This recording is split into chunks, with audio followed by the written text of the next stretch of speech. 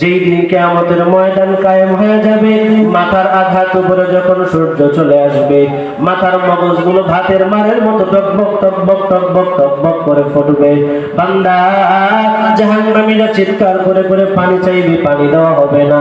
রক্তপুঞ্জ যখন গরম করে দেওয়া হবে, ওই সমস্ত বান্দারা রক্তপুঞ্জ যখন পান করবে, আল্লাহ রাব্বুল আলামিনের পয়গম্বর বলেন, উম্মত ওই সমস্ত বান্দা বান্দীরা যখন গরম রক্তপুঞ্জ পান করবে, পান করতে দেরি হবে, ওই বান্দা বান্দির পেছনের রাস্তা দিয়ে পেটের নাড়ি বুড়ি গলে যেতে দেরি করবে না।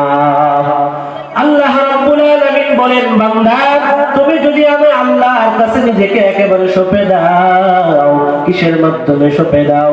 ওয়া হুয়া মুহসিন, বান্দা ইবাদতের মাধ্যমে যদি আমি আল্লাহর কাছে সঁপে দিতে পারো, আমি আল্লাহর কাছে বড় উজরত রয়েছে, আমি আল্লাহর কাছে বড় পুরস্কার রয়েছে। কি পুরস্কার? আল্লাহ রাব্বুল আলামিন বলেন, ওয়ালা খাউফুন আলাইহিম ওয়ালা হুম ইয়াহজানুন। ওই বান্দার কোনো ভয় থাকবে না, ওই বান্দার কোনো পেরেশানি থাকবে না। শুধুমাত্র ভয় কিয়ামতের ময়দানে থাকবে না এমনটা না। আল্লাহ রাব্বুল আলামিন এত কৃপণ না। বান্দা যদি নিজেকে আল্লাহর কাছে সঁপে দাও, আল্লাহর কাছে সঁপে দিলে বান্দা শুধুমাত্র কিয়ামতের বিপদ থেকে আল্লাহ বাঁচাবে, বিষয়টা এমন না।